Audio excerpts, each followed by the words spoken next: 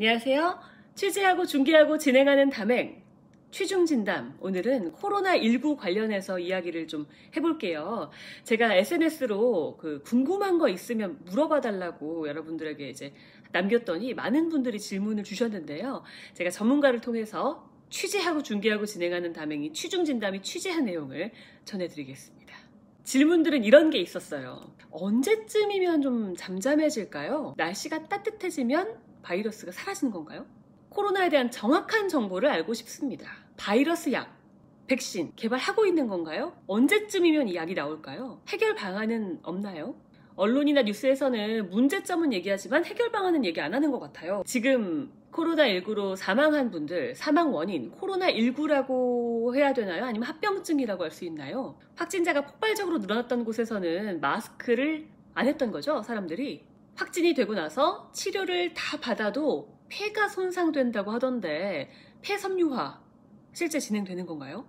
무증상의 양성 반응이 나오면 전파하는 건 둘째 치더라도 실제 그 무증상으로 양성 반응 나온 확진자는 어떤가요? 괜찮은 건가요? 신천지 외 확진자 수는 지금 줄고 있는 건가요? 중국이 발생지는 맞나요? 그렇다면 왜 중국인 입국 금지를 못하고 있는 거죠? 부족한 병실 해결 방안이라든지 정부가 이 마스크 수급 대책에 대해서 왜 자꾸 한 발씩 늦는 건가요? 코로나19와 독감의 사망률 비교를 좀 해주세요. 이런 질문들이 있었습니다. 일단 언제쯤 잠잠해지나요? 라는 질문은요, 사실 많은 전문가들이 서로 다른 의견들을 내놓고 있거나 혹은 예측 불가다 라고 대답을 하고 계세요. 메르스도 사스도 여름이 되거나 좀 날씨가 따뜻해지면 조금 줄어들었다고 해요.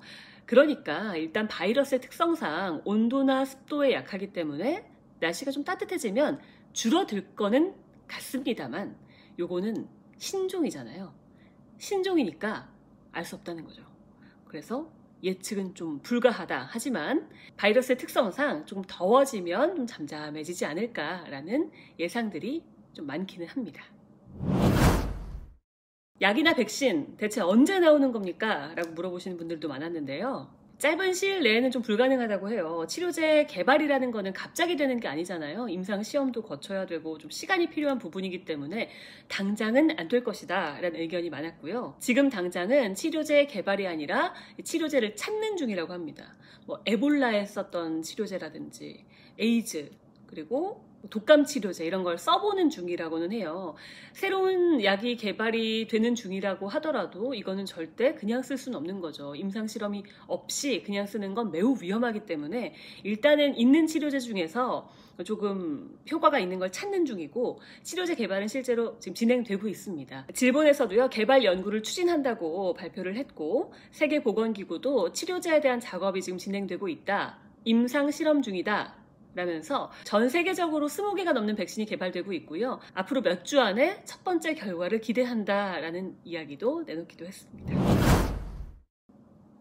해결 방안 왜 내놓지 않고 언론에서는 비판만 하느냐라고 하셨는데요. 해결 방안 참 쉽지가 않습니다. 지금은 감염을 더 이상 늘리지 않는 것, 감염이 늘어나는 걸 조금이라도 막는 게 하나의 해결 방안이 아닐까 싶어요. 증상이 없다고 해도 무조건 서로 조심하자 라고 했고요. 지금 일본 같은 경우에도 모든 모임이나 많은 사람들이 모이는 집회, 예배 같은 경우에도 조금 자제하고 기본적인 개인 위생 수칙을 좀 잘 지켜달라고 당부를 하기도 했습니다. 지금까지 우리나라에서 사망자가 17명이 나왔는데요. 이 사망자 대부분이 거의 다 기저질환을 가진 분들이라고 하잖아요. 그래서 이 사망 원인에 대해서 코로나19냐 아니면 합병증이냐, 기저질환이냐 이렇게 물어보시는 분들이 좀 있었는데요. 일단 전문의의 이야기로는 기저질환으로 사망하지 않았다면 코로나19에 걸려서 그 이후에 사망한 거면 코로나19에 걸려서 사망한 게 맞다. 사망 원인은 코로나19일 수 있다 라고 이야기를 해주셨고요. 코로나19뿐만 아니라 모든 폐렴이 다 기저질환이 있는 분들이 많이 걸린다고 해요. 기저질환이 있는 분들은 조금 더 주의를 기울여야겠습니다. 그리고 확진자가 폭발적으로 늘어난 곳에서는 사람들이 마스크를 안 썼던 건가요? 라고 질문하신 분도 계셨어요. 실제 대구 신천지 교회에서 확진자가 폭발적으로 늘어나게 됐죠. 집단 감염, 중심 집단이라고 볼 수 있는데요. 그 안에서 교회에서 예배를 볼 때 당시에는 마스크를 쓰지 않았다고 합니다. 그렇기 때문에 많은 분들이 감염이 된 것으로 지금 추정되고 있습니다. 그리고 코로나19에 감염돼서 확진을 받고 치료를 받았는데 치료 후에도 다 나았는데 폐는 손상되는 거 아닙니까? 실제로 폐 섬유화에 대해서 굉장히 많은 지라시들 좀 받아보셨을 거예요. 코로나19에 한번 걸리면 수명이 줄어든다. 왜냐하면 폐가 딱딱해져서 뭐 이런 얘기들이 있었는데요. 일단 호흡기 내과 교수님의 이야기로는 바이러스 감염이 돼서요 호흡기까지 달고 그랬던 환자들 같은 경우에도 폐 섬유화가 일어나는 경우는 그렇게 많지 않다고 합니다. 아주 중증 환자의 경우에도 폐 섬유화까지 일어나는 경우는 많지 않다는 거죠. 그리고 중국에서요 지금 7만여 명을 대상으로 해서 나온 논문이 있는데 그 논문에도 폐 섬유화증에 대한 이야기는 없다고 해요. 그러니까 폐가 딱딱해지는 경우에 대해서 너무 걱정할 필요는 없다. 치료 후에 폐 섬유화 가짜뉴스다. 가짜뉴스다. 무증상의 양성 반응 나오면 그 사람은 괜찮은 건가요? 라는 질문도 있었거든요. 무증상인데도 확진이 되는 경우가 지금 꽤 많아요. 그런데 그런 경우에는 괜찮다고 합니다. 물론 남에게 전파되지 않도록 최대한 노력을 해야겠죠. 그런데 증상이 없는 나 본인 자체는 괜찮다고 하니까 안심하셔도 될 것 같습니다. 신천지 외 확진자 수는 줄고 있는 건가요? 라는 질문도 있었습니다. 정부도 신천지 외에 다른 곳에서 지역사회 감염이 어느 정도 되는지 요거를 주시하고 있다고 해요. 실제로 대부분이 중심 집단에서 나오고 있으니까요. 지역사회 감염은 그리 많지는 않은 것으로 집계가 되고 있습니다.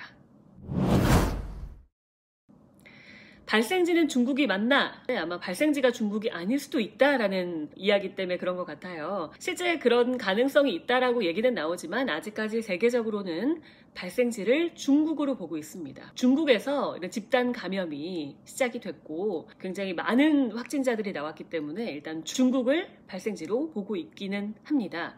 그렇다면 왜 중국인 입국 금지 못하는 건가요? 라는 질문도 있었는데요. 정부에서는 외교적인 문제도 있고 실제 중국 입국 금지를 했을 때 우리나라 국민도 좀 피해를 보는 경우가 생길 수 있다. 이 점을 우려한다. 그래서 중국 입국 금지를 고려하지 않는다라고 얘기를 했고요.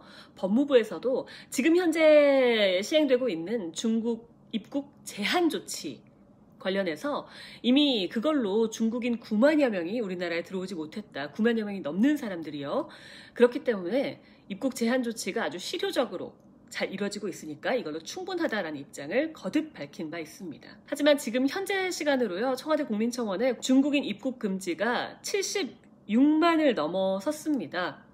아마 계속해서 얘기가 나올 것 같은데요. 이 부분 정부가 입장을 좀 바꾸게 될지 이건 지켜봐야 될 것 같습니다. 부족한 병실에 대한 방안에 대해서도 좀 얘기를 해보고자 하는데요. 경증 환자들의 경우에는요, 좀 퇴원을 해도 되는 경우도 있을 거 아니에요. 거의 다 나아서 이제 더 이상의 치료가 필요 없거나 어느 정도 안정되신 분들은 퇴원을 해도 되는데 지금은 좀 불안하니까 일단은 입원을 유지하고 있는 상황입니다. 그런데 지금 대구의 경우 병실 턱없이 부족하잖아요. 이런 경우에는 경증 환자, 중증 환자, 그리고 위중한 환자 이렇게 나눠서 선택과 집중을 좀 해야 한다라는 이야기들이 있었습니다. 어느 정도 안정된 이제 환자들 같은 경우에는 퇴원을 시켜서 자가격리를 철저히 지킨다는 조건 하에 자가격리 방식으로 좀 놔줘야 하지 않을까. 그래야지 중증 환자들이 치료를 받을 수 있잖아요. 그래서 이런 거는 정부의 방침을 바꿀 때가 됐다라는 의견들이 많았습니다. 마스크의 경우에는 어제도 정부가 448만 개를 출하했다고 하는데요. 아직도 좀 부족한 상황이죠. 다음 주 중반쯤 되면 그래도 마스크를 좀 쉽게 구할 수 있지 않을까라는 의견들이 있습니다. 그 전망 한번 믿어보겠습니다.